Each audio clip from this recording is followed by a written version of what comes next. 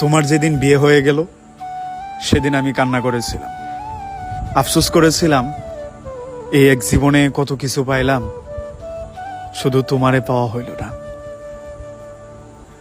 মানুষের আফসোসটা খুবই আপেক্ষিক।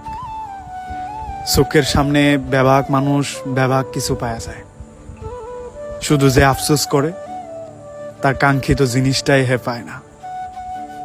আর মানুষ আফসোস করবো না কেন কও?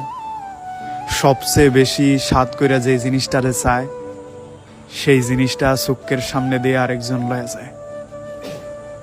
এটা কি মানুষ মাইনা লইবার পারে? এই সুডো জীবনে সরকার পতন দেখলাম, করোনা দেখলাম,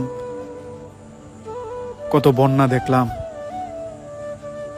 সব হয়ে গেল, শুধু আমার এই ফুরা কপালে তুমি আমার হইল না। এই ব্যথাগুলা প্রতিটাই বলার মতো, কিন্তু বলার জায়গা নাই। আসল অর্থে মানুষ দুনিয়ায় মানুষের দুঃখ শুনলে এগুলা নিয়েও মজা ওড়ায়। এর কারণেই মানুষ একলা হয়ে যাইবার চায়। মানুষ যখন মানুষ হারায় তখন আর আরেকজন মানুষে বিশ্বাসও করতে চায় না।